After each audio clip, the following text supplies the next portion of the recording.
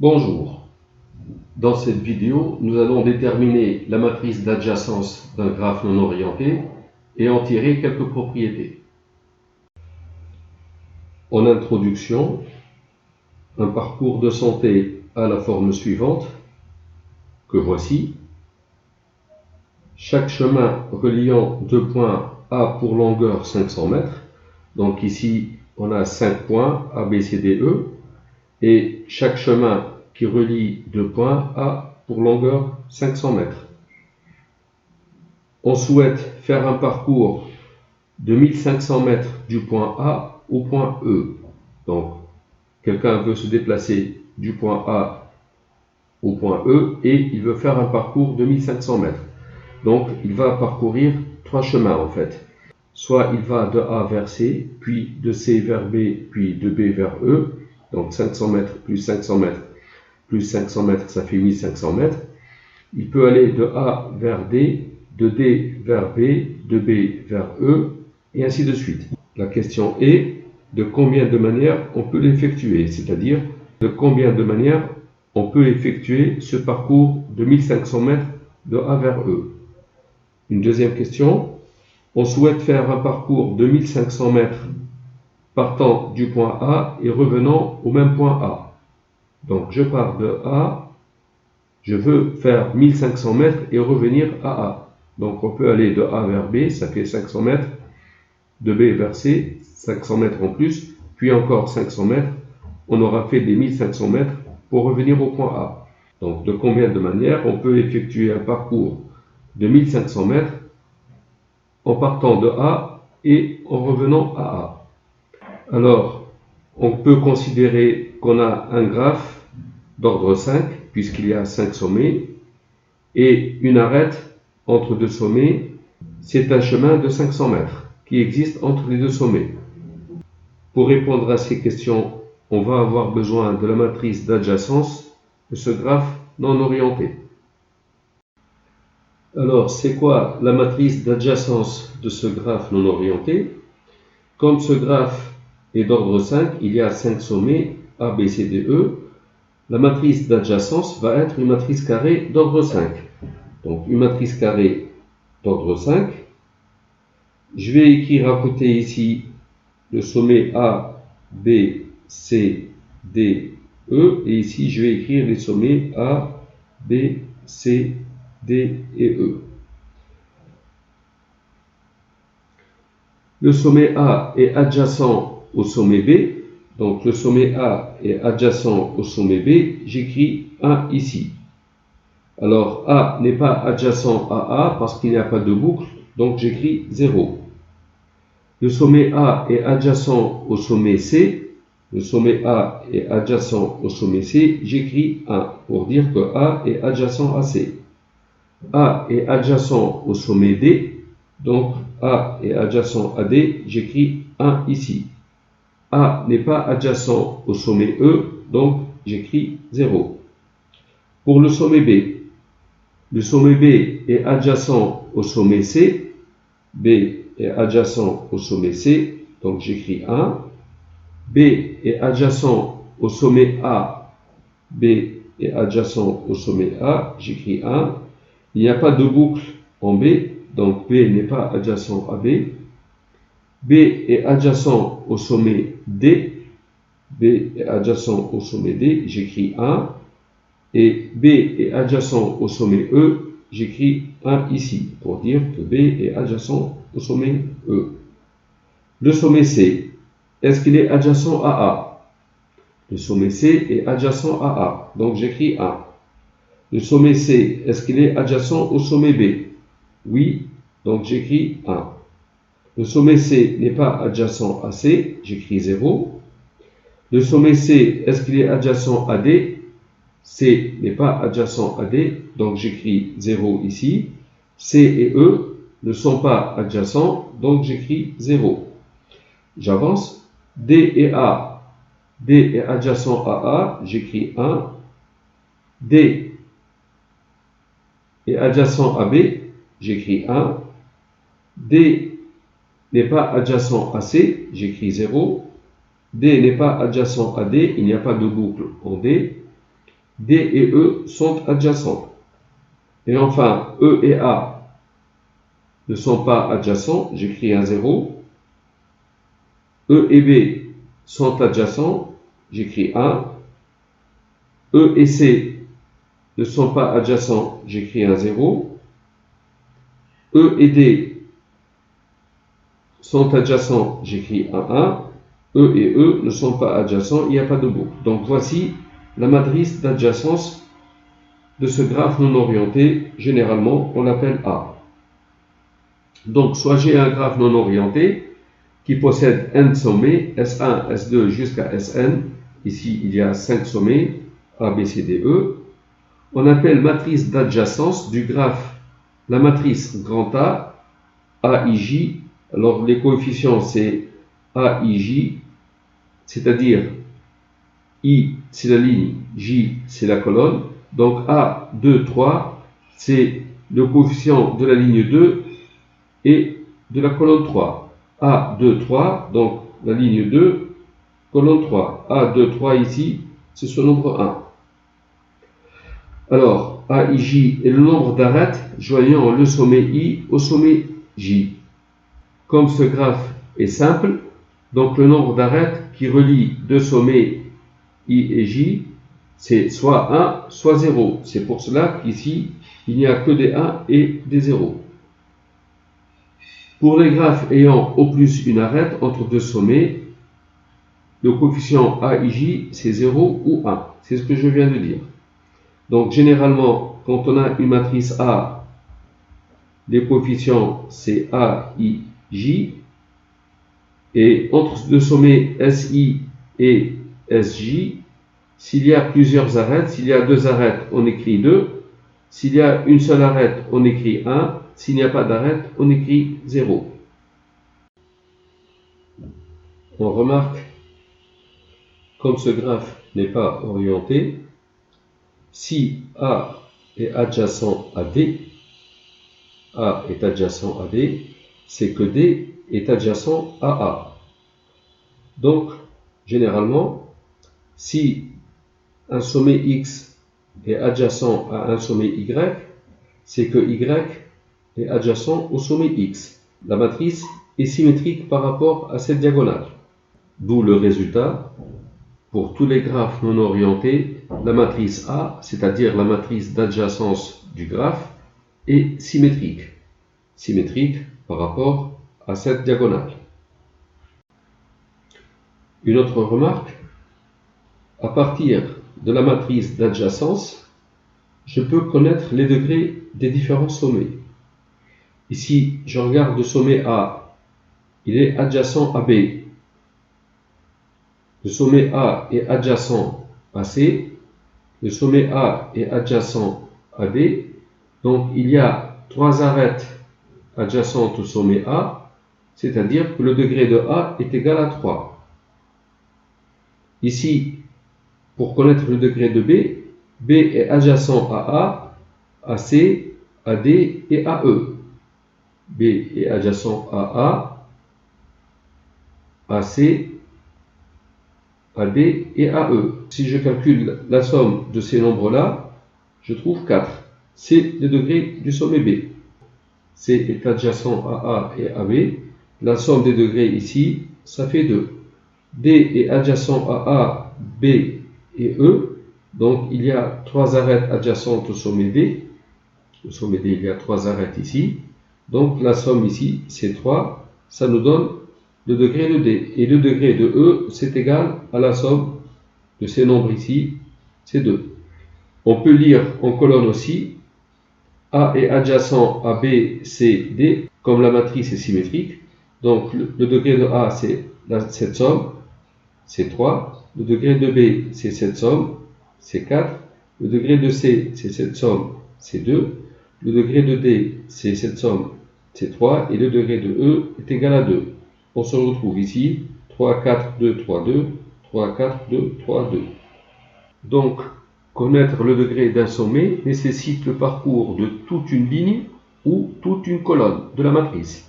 Donc, le parcours d'une ligne ici, la somme des coefficients donne le degré du sommet. où le parcours d'une colonne, la somme des coefficients, donne le degré du sommet. Revoici la matrice A. Le sommet A est adjacent au sommet B, C et D. A est adjacent au sommet B, C et D. Le sommet B est adjacent au sommet A, C, D, E. B est adjacent à A, C, D, E, et ainsi de suite. J'ai calculé la matrice A au carré, A au cube et A puissance 4. On a le théorème suivant. Soit j'ai un graphe non orienté de matrice d'adjacence A, le nombre de chaînes de longueur n joignant le sommet SI au sommet SJ est donné par le terme général d'indice IJ de la matrice A puissance n. Le terme d'indice IJ, on le note AIJ. Si par exemple je veux le nombre de chaînes de longueur 2 pour aller du sommet A au sommet B, donc le nombre de chaînes de longueur 2 joignant le sommet A, c'est-à-dire S1 ici, au sommet B, S2, est donné par le terme d'indice 1, 2, donc ligne 1, colonne 2, de la matrice A puissance 2. Donc on trouve deux chaînes. Alors deux chaînes de longueur 2 pour aller de A à B. Pour aller de A à B, une chaîne de longueur 2, c'est la chaîne AC-CB ou AD-DB. Si par exemple aussi je veux le nombre de chaînes de longueur 3 pour aller du sommet A au sommet E, il faut considérer la matrice A au cube parce que je veux des chaînes de longueur 3. Donc je considère la matrice A au cube. Pour aller de A à E, on trouve qu'il y a trois chaînes possibles. C'est le terme d'indice A, c'est l'indice 1, donc première ligne, E d'indice 5. Pourquoi il y a trois chaînes de longueur 3 pour aller de A à E? On a cette première chaîne de longueur 3 pour aller de A à E, c'est la première. Une deuxième chaîne de longueur 3 pour aller de A à E, que voici. Et une troisième chaîne pour aller de A à E, c'est cette chaîne.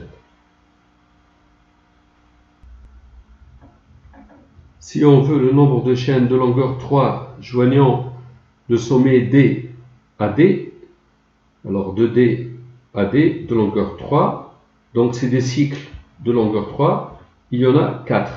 Il y a ce premier cycle, DE, EB, BD, ou bien le cycle DB, BE, ED.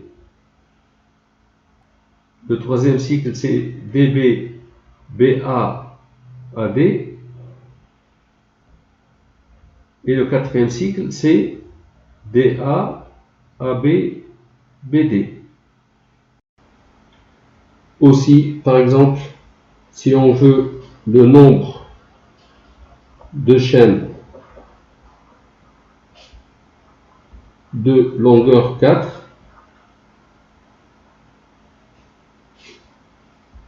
joignant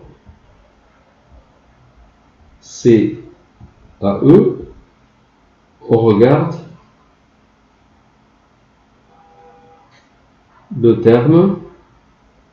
Alors, C, c'est la ligne 3.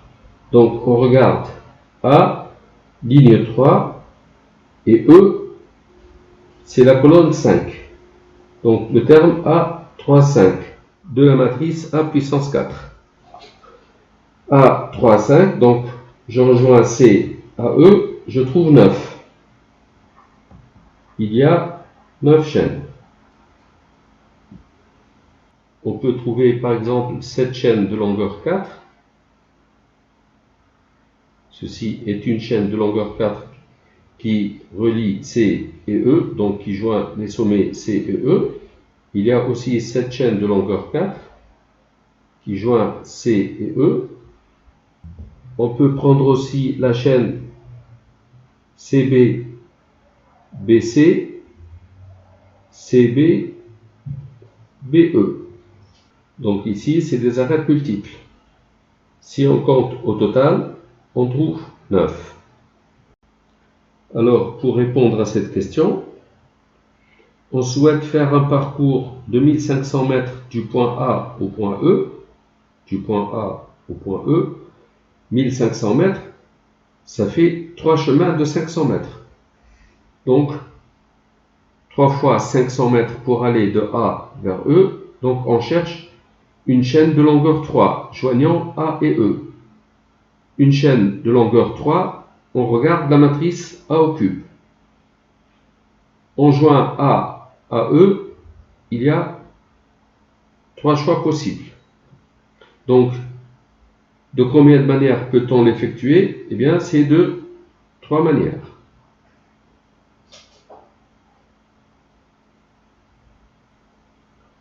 Les 3 manières, les voici. Donc, soit on va de A vers C, puis C vers B, puis B vers E. On a fait 500 plus 500 plus 500, 1500 mètres pour aller de A vers E. Ou bien, on va de A vers B, de B vers D, puis de D vers E. Donc, on a fait 1500 mètres. Et ici, c'est une chaîne de longueur 3. Ou bien, on va de A vers D, puis de D vers B, puis de B vers E. Là aussi, c'est une chaîne de longueur 3 joignant A et E. Donc on a fait 1500 mètres pour aller de A vers E. Et la question qui suit, on souhaite faire un parcours de 1500 mètres partant du point A et revenant au même point A.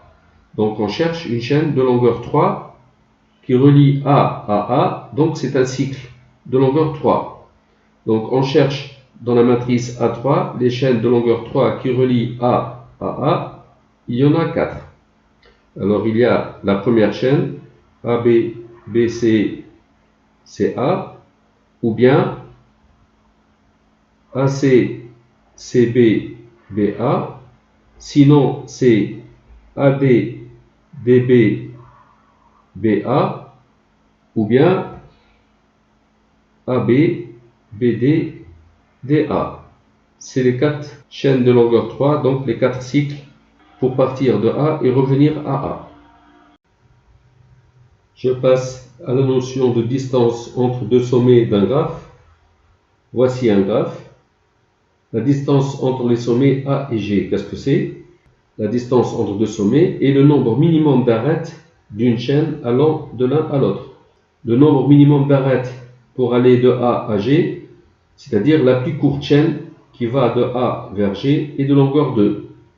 Alors qu'en fait, pour passer de A à G, on peut passer par cette arête, donc une chaîne de longueur 2, 3, 4.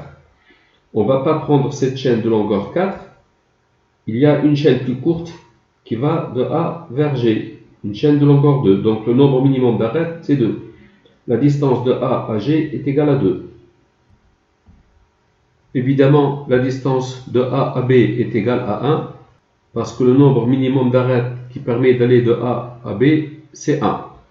On ne va pas prendre cette chaîne-là, parce que cette chaîne est de longueur 3, alors que celle-là est de longueur 1.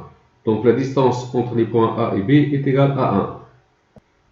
Imaginons un graphe plus complexe, donc où il y a beaucoup plus de sommets et beaucoup plus d'arêtes. Comment calculer la distance entre deux points? Voici la matrice A, matrice d'adjacence de ce graphe. Il n'y a pas de boucle en A, donc ici c'est 0. A et B sont adjacents, donc A, B, ici on écrit 1. A et C sont adjacents, donc A est adjacent à C, j'écris 1. Et les autres c'est des 0. B est adjacent à A, D et G. B est adjacent à A, D et G, et ainsi de suite. Voici la matrice A. Voici la matrice A au carré que j'ai calculée, la matrice A puissance 3 et la matrice A puissance 4. Je considère les points A et G, A et G ne sont pas adjacents, puisqu'ici, il y a un 0. Donc, il n'y a pas de chaîne de longueur 1 qui relie les points A et G. Je regarde dans la matrice A au carré, je regarde les points A et G, ici, il y a un 1. Ça veut dire qu'il y a une chaîne de longueur 2 qui relie A et G. Donc, puisqu'il y a une chaîne de longueur 2 qui relie A et G, donc la distance des points A et G va être égale à 2. Elle n'est pas égale à 1 parce que A et G ne sont pas adjacents, parce qu'il y a un 0 ici. Donc ça permet de montrer que la distance AG est égale à 2. Si je considère par exemple les points A et E, les points A et E ne sont pas adjacents parce qu'il y a ce 0 ici. Donc il n'y a pas de chaîne de longueur 1 qui relie A et E. Dans la matrice A au carré, entre A et E, ici il y a un 0. Donc il n'y a pas de chaîne de longueur 2 qui relie A et E. Dans la matrice A puissance 3, je regarde ici, il y a 3. Donc il y a 3 chaînes de longueur 3 qui relient A et E. Donc il n'y a pas de chaîne de longueur 1, il n'y a pas de chaîne de longueur 2, mais il y a des chaînes de longueur 3 qui relient A et E. Donc la plus courte chaîne qui relie A et E est de longueur 3. Donc le minimum d'arête, c'est 3 pour passer de A à E. Donc la distance entre A et E est égale à 3. Si je veux calculer par exemple la distance de A à F, de A à F, ici c'est 0, il n'y a pas de chaîne de longueur 1 qui relie A à F, puisque A et F ne sont pas adjacents de toute façon.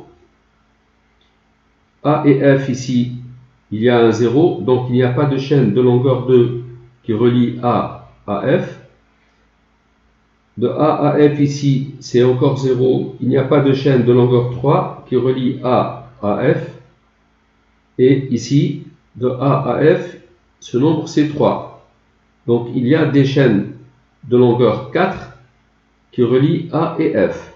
Donc la distance entre les points A et F est égale à 4, puisqu'il y a des chaînes de longueur 4 qui relient A à F. Il y a 3 chaînes de longueur 4 qui relient A à F. Si je veux calculer la distance des points C et G, C et G, ici on voit qu'il y a un 0, donc il n'y a pas de chaîne de longueur 1 qui relie C à G. Il n'y a pas de chaîne de longueur 2 qui relie C à G, puisqu'il y a un 0 ici. C et G, ici, le nombre c'est 3. Donc il y a 3 chaînes de longueur 3 qui relient C à G. Donc la distance CG entre les sommets C et G est égale à 3. Pour calculer par exemple la distance des points D et F, alors D et F, ici il y a un 0, donc il n'y a pas de chaîne de longueur 1 qui relie D et F. D et F ici c'est 1, donc il y a une chaîne de longueur 2 qui relie D à F. Puisqu'il y a une chaîne de longueur 2 qui relie D à F et qu'il n'y a pas de chaîne de longueur 1 qui relie D à F, la distance de D à F est égale à 2. Il y a 2 arêtes au minimum pour aller de D à F. D'où le résultat, la distance entre deux sommets distincts I et J est le plus petit entier n tel que le terme d'indice IJ de A puissance n, donc le terme indice IJ, c'est-à-dire AIJ, de la matrice A puissance n soit non nul. Donc on calcule A puissance n, donc A puissance 1, A puissance 2, A puissance 3, etc. Et on regarde les termes d'indice IJ, donc on regarde le terme AIJ. Le plus petit entier n tel que AIJ soit non nul est la distance entre les sommets I et J.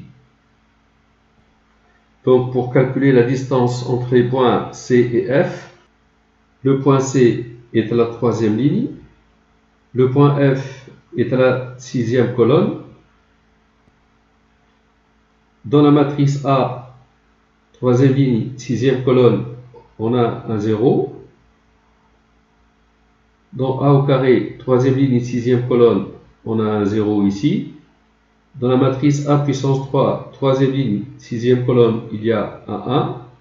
Donc, dans la matrice A3, troisième ligne, sixième colonne, c'est 1. Donc, la distance du point C au point F est égale à 3. Distance du point C au point F est égale à 3. La plus courte chaîne pour aller de C à F est de longueur 3. C'est d'ailleurs celle-ci. Un petit exercice pour finir. Je considère ce graphe non orienté et j'essaie de répondre à ces trois questions. La première, quel est le degré de chaque sommet de ce graphe? Deuxième question, quel est le nombre de chaînes de longueur 3 reliant les sommets 4 et 7? Et la troisième question, quelle est la distance entre les sommets 2 et 5? Je commence donc par écrire la matrice d'adjacence A de ce graphe pour répondre à la première question. Le sommet 1 est adjacent au sommet 2 et 4, donc je regarde la ligne 1 ici. Le sommet 1 est adjacent au sommet 2 et 4, donc ligne 1, colonne 2 et colonne 4, j'écris des 1. Le sommet 2 est adjacent au sommet 1 et 3, ligne 2 adjacent au sommet 1 et 3, j'écris 1 et 1 ici. Le sommet 3 est adjacent au sommet 2, 4 et 7. Le sommet 3 est adjacent au sommet 2, 4 et 7. Le sommet 4 est adjacent au sommet 1, 3 et 7. Donc voilà le sommet 4 qui est adjacent au sommet 1, 3 et 7. Le sommet 5 est adjacent seulement au sommet 6. 5 est adjacent au sommet 6 seulement. Le sommet 6 est adjacent au sommet 5 et 7. 6 est adjacent au sommet 5 et 7, donc 1 et 1 ici. Et le sommet 7 qui est adjacent au sommet 3, 4 et 6. 7 est adjacent au sommet 3, 4 et 6. Donc, si on n'a pas la représentation que voici de ce graphe, si on a seulement la matrice d'adjacence, à partir de la matrice d'adjacence, je peux trouver les degrés des sommets. Le degré du sommet 1, on calcule la somme des coefficients ici, sur cette ligne, on trouve 2. Le sommet 1 est adjacent au sommet 2 et 4, la somme des coefficients c'est 2. Le sommet 2 est adjacent au sommet 1 et 3, la somme des coefficients sur cette ligne c'est 2. Le degré du sommet 3, on regarde la somme des coefficients de cette ligne, c'est 3. Le sommet 4 est de degré 3. Le sommet 5 est de degré 1. Le sommet 6 est de degré 2. Le sommet 7 est de degré 3. Donc à partir de la matrice d'adjacence, je peux trouver les degrés des différents sommets. Soit on lit la somme des coefficients des lignes, soit la somme des coefficients des colonnes aussi. C'est pareil puisque la matrice est symétrique. Le graphe étant non orienté, la matrice est symétrique. Dans la deuxième question, on va chercher le nombre de chaînes de longueur 3 reliant les sommets 4 et 7. Pour cela, il va falloir lire dans la matrice A puissance 3 le coefficient de la ligne 4 et de la colonne 7. En utilisant l'ordinateur, j'ai calculé les matrices A au carré et A puissance 3. Dans la matrice A puissance 3, on va relier les sommets 4 et 7, donc ligne 4, colonne 7, le coefficient c'est 5. Donc on va trouver qu'il y a 5 chaînes de longueur 3 reliant les sommets 4 et 7. Les chaînes sont les suivantes. On commence donc par le sommet 4. Soit on va au sommet 3, puis on revient au sommet 4 et on va au sommet 7. Donc ici c'est une chaîne de longueur 3. Il y a 3 arêtes. 4, 3, 4, 7. Soit la deuxième chaîne, on part du sommet 4 on va au sommet 1, on revient au sommet 4, puis on va au sommet 7. Donc 4, 1, 4, 7. C'est une chaîne de longueur 3 qui relie les sommets 4 et 7. Soit 4, on va au sommet 7, puis on va au sommet 6 et on revient au sommet 7. Sinon, on peut aller de 4 au sommet 7, puis on rejoint le sommet 3 et on revient au sommet 7. Et enfin, du sommet 4, on part au sommet 7, 4, 7, puis on revient à 4 et on revient au sommet 7. Voici donc les 5 chaînes de longueur 3 qui relient les sommets 4 et 7. Et enfin, pour calculer la distance entre les sommets 2 et 5, on regarde les coefficients de la ligne 2 et de la colonne 5 dans les matrices A puissance n. Ici, ligne 2, colonne 5, le coefficient c'est 0, donc il n'y a pas de chaîne de longueur 1 reliant les sommets 2 et 5. Dans A au carré, ligne 2, colonne 5, le coefficient c'est 0, donc il n'y a pas de chaîne de longueur 2 reliant les sommets 2 et 5. Dans la matrice A puissance 3, la ligne 2, colonne 5, le coefficient c'est 0, il n'y a pas de chaîne de longueur 3 reliant les sommets 2 et 5, donc je vais calculer A puissance 4. Dans la matrice A puissance 4, le coefficient de la ligne 2 et colonne 5, c'est 1. Donc il y a une chaîne de longueur 4 reliant les sommets 2 et 5. La distance entre les sommets 2 et 5 est donc égale à 4. La seule chaîne de longueur 4 qui relie les sommets 2 et 5 est la suivante. 2, 3, puis de 3, on va au sommet 7, puis on va au sommet 6, puis on va au sommet 5. C'est une chaîne de longueur 4. Donc c'est la chaîne 2, 3, 7, 6, 5. Soit j'ai un graphe de matrice associée A. Voici par exemple ce graphe. Les sommets sont de 1 à 7, donc 7 sommets. La matrice associée, c'est cette matrice, donc 7 lignes, 7 colonnes, puisque le graphe est d'ordre 7. Alors par exemple, le sommet 1 est adjacent au sommet 2 et 6. Donc le sommet 1 ici est adjacent au sommet 2 et 6. Le sommet 3 est adjacent au sommet 4 seulement. Donc la ligne 3 ici. Le sommet 3 est adjacent au sommet 4 seulement. Le sommet 7 par exemple est adjacent au sommet 4, 5 et 6. Donc je regarde ici la ligne 7. Le sommet 7 est adjacent au sommet 4, 5 et 6 et ainsi de suite. Le diamètre d'un graphe, qu'est-ce que c'est? Alors le diamètre du graphe est la plus grande distance possible qui puisse exister entre deux de ces sommets. Alors si je regarde les sommets 1 et 2, la distance entre les sommets 1 et 2 est égale à 1, puisqu'il y a une chaîne de longueur 1 qui relie les sommets 1 et 2.